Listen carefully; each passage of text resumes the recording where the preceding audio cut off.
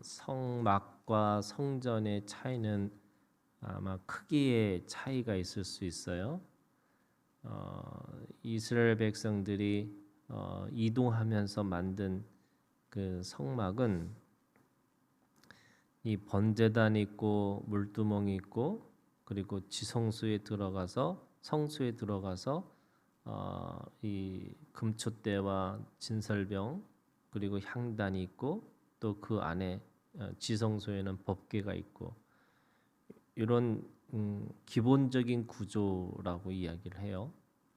근데 성전은 거의 10배 정도 큰 크기가 있고 또 이스라엘 백성들이 이동하는 이동식으로 돼 있는 게 아니라 이게 북박이로 돼 있는 거잖아요. 그리고 한 민족을 이룬 거예요. 그러니까 나올 때는 그들이 60만 명으로 나왔다 하지만은 기본적으로 이제는 그 나라의 크기에 따라서 또 그 민족이 많은 숫자에 따라서 그것이 더 커지고 더 사람들한테 보여주는 것들이 있는 거예요. 그러니까 오늘 지금 설명이 27절부터 39절에 있는 말씀이긴 하지만 시작은 23절부터 시작하는 말씀이 이 말씀이 뭐냐면 물두멍에 대한 설명을 하고 있는 거예요. 그러니까 물두멍을 어떻게 이 성전에서 지을 것인가라고 하는 것에 대해서. 그럼 여기에 있는 이 물두멍은 두 가지로 나눠져 있는 거죠. 하나는 23절부터 26절까지에 있는 놋을 부어 만든 바다라고 하는 큰 물두멍이 있는 거고, 그거는 이제 북박이로 있는 거예요. 그런데 27절부터 39절에 있는 이 말씀은 보니까 38절에 물두멍 10개를 놋으로 만들었는데 이렇게 돼 있어요. 그러니까 이거는 10개의 물두멍을 놋으로 만든 거죠. 그러니까 하나가 큰 게 있는 거고 조그만 게 10개가 있는 거예요. 근데 10개를 어떻게 만들었냐? 지금 오늘 이 놋받침 수레와 물두멍에 대한 설명을 27절부터 하고 있는 거죠. 그러니까 그 수레를 만드는 그런 것에 대한 이야기를 하고 있는 거예요. 근데 오늘 이 말씀에 이 놋받침과 이 놋받침 수레와 물두멍을 결국 우리한테 말씀하고 있는 것이 뭘까라고 생각해 보면 이게 이제 세례 요한이잖아요. 세례 요한은 요한이라는 선지자가 나와서 이 특화시켰던 게 세례의 의식이에요. 근데 세례 의식은 그게 유대인들의 문화 속에서 사실은 집집마다 들어갈 때 손을 씻고 발을 씻는 그런 어떻게 보면은 그냥 씻는 것에 대한 거를 특화시켰다라고 할 수 있지만 성전으로 얘기하면 이것이 물두멍에 해당하는 거죠. 그러니까 물두멍이라고 하는 것은 원래 큰 물의 바다라고 하는 그 큰 하나의 물두멍은 제사장을 위한 것이고요. 27절부터 있는 이 10개의 물두멍은 작은 물두멍이죠. 그러니까 이동식 할 수 있는 이 물두멍은 제물과 제사를 드리는 사람들에 대한 이 씻김을 이야기하고 있는 거예요.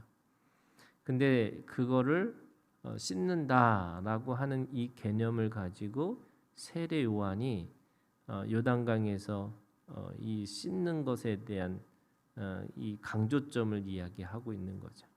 근데 이거를 나중에 뭐라고 말씀하셨냐면 이스라엘 백성들이 홍해를 건너면서 그 홍해가 그 민족의 세례였다 이렇게 얘기를 하는 거예요. 그러니까 물을 지나가는 그 자체가 하나님의 기적을 경험하는 것뿐만 아니라 영적으로는 그 이스라엘 백성들이 노예에서 자유인으로 다시 태어나는 그냥 어떻게 보면 아브라함의 언약의 씨를 가지고 있었던 사람들이 이제는 진정한 하나님의 자녀로 거듭나는 사건이 그 민족 전체가 60만 명이 그러니까 장정만 60만 명이죠. 그 장정 60만 명이 한꺼번에 하나님의 사람으로 거듭난 사건이라고 이 바울이 나중에 그걸 해석을 해요. 그러면 이것이 또 어떤 의미를 가지고 있느냐라고 하니까 이 세례 요한의 세례는 그것을 회개의 세례였다고 얘기하는데 예수님은 거듭남이라고 하는 것을 물과 성령으로 거듭나지 않으면 이렇게 얘기하세요. 이 물이라고 하는 것이 이스라엘 백성들에게는 세 가지 의미가 있는 거예요. 물이라고 하는 것이 씻겨주는 거잖아요. 그러니까 이게 씻는다라는 개념이 있는 거죠. 그래서 죄를 씻겨주는 정결의 의미가 있는 거죠.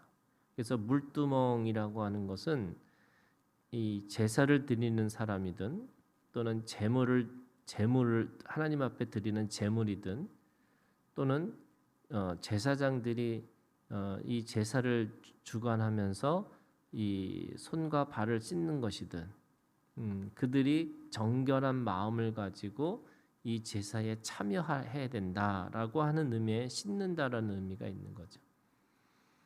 두 번째는요, 이 세례 요한 또는 세례처럼 죽고 부활하는 거예요.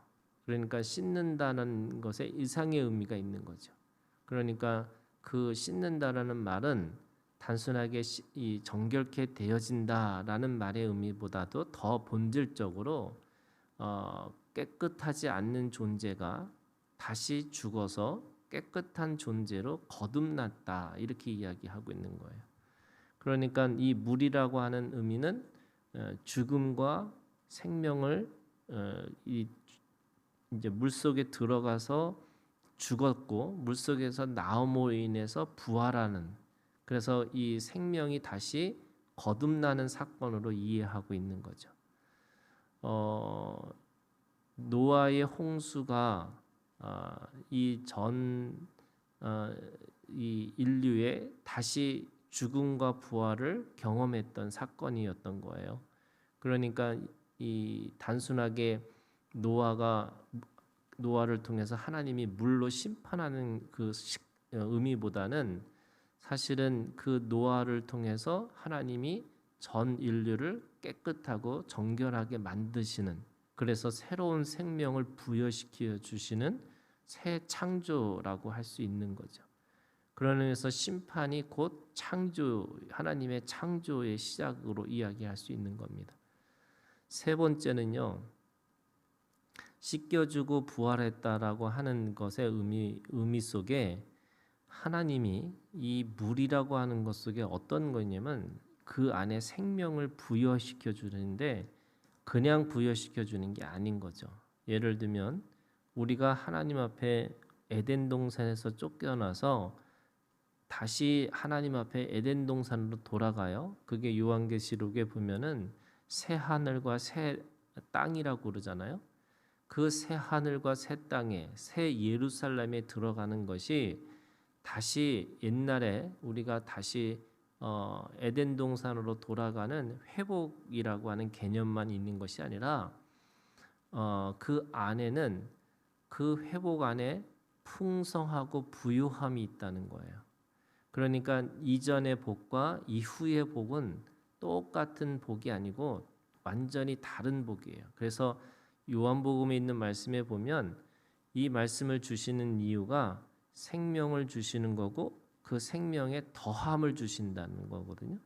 그러니까 우리가 똑같이 옛날에 에덴 동산에서 아담과 하와로 똑같은 모습으로 회복되는 게 아니고 그 아담과 하와와 더 업그레이드된 그러니까 이 옛날에 어떻게 보면은 무지했던 아담 하나님의 말씀을 어기면서 선악과를 먹었던 이 죄를 저지를 수밖에 없는 그런 순수와 어떻게 보면 순수한 그런 사람의 모습이었다면 이제는 그 안에서 하나님 앞에서 더 온전하고 완전한 아담과 하와로 회복된다는 거예요. 그런 의미에서 이 물이라고 하는 이 개념은 하나님께서 부유하심과 풍성함에 대한 개념을 가지고 있어요. 그러니까 오늘 세 가지 이 물두멍을 하나님께서 이 성전에 들어가는 사람들에게 이전에 있었던 죄를 깨끗하게 하실 것이다. 씻겨 주시는 거죠. 그리고 그 안에서 너희들이 새로운 존재로 하나님 앞에 제사를 드리라라고 하는 의미가 있죠. 그게 거듭남이에요. 그리고 그 속에서 단순하게 거듭났다라는 새로 태어난 존재 이상의 의미로 이제는 하나님께서 너에게 부유함과 풍성함을 더해 주시는 인생을 살 수 있는 존재가 됐다는 거예요. 그런 의미에서 이 물두멍에 씻는 이 사건은 예수 그리스도의 보혈로 씻겨 주시는 거고 그 보혈의 능력을 가지고 이제는 풍성함과 부유하심으로 살아갈 수 있는 존재라고 우리에게 말씀하고 있는 겁니다. 원래 이 모든 이 제사에 드리는 모든 과정과 그리고 하나하나의 모든 기구들은 다 예수님을 상징하고 예수님을 이 표적 이 하나님 앞에 그런 사인을 우리에게 보여주고 있는 거거든요. 그런 의미에서 오늘도 예수 그리스도의 보혈 그리고 그 보혈의 능력을 따라서 오늘 우리에게 살라고 말씀하시는 겁니다. 그래서 오늘 우리가 주님 안에서 그 보혈의 능력을 따라서 우리 삶에 풍성함과 부유함이 있기를 주님의 이름으로 축원합니다.